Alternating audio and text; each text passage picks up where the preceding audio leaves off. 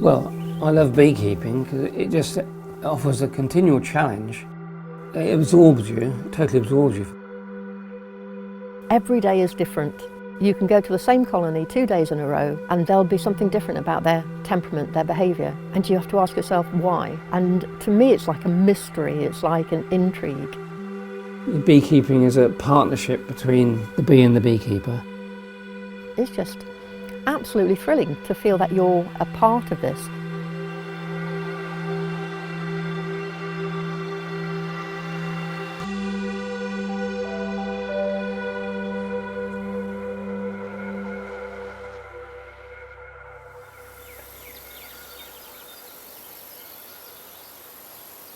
Nobody in the family is a beekeeper. When I was a teenager, I bought a book on beekeeping and tried to see what it was all about. Later on, I got the chance to actually do some practical beekeeping.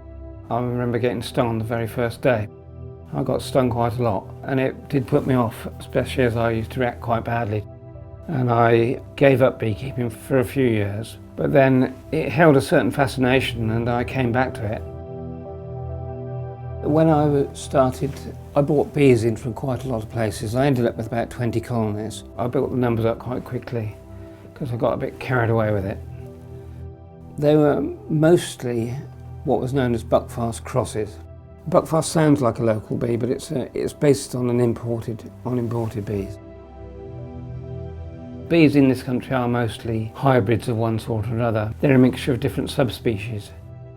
What has happened in Britain over 150 years is we've imported loads and loads of bees, queen bees, from Europe. Those imports have just increased and increased. We haven't been doing anything to help the native subspecies, so it is a surprise that it's survived. We'd had the Isle of Wight disease in the early 20th century, which had wiped out vast numbers of stock. The native strain was particularly hard hit. We think it was a virus that came in with imported bees. And generally the thing was the native bee is extinct, but nevertheless the native strains seem to survive in certain pockets. And I did bee inspecting around Cornwall for about 5 years. There were places where you'd go and you'd be surprised because they were, oh, these look quite native. When we moved to our house, I made a herb patch and it was covered in all kinds of pollinators. 3 or 4 years later, there were hardly any. And I just wanted to say, this is not right. What can I do?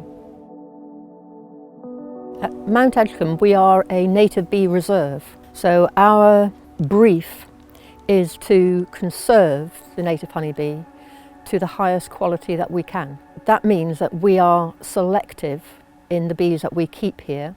That's so that we can really build up a good community of colonies that are representative of the species.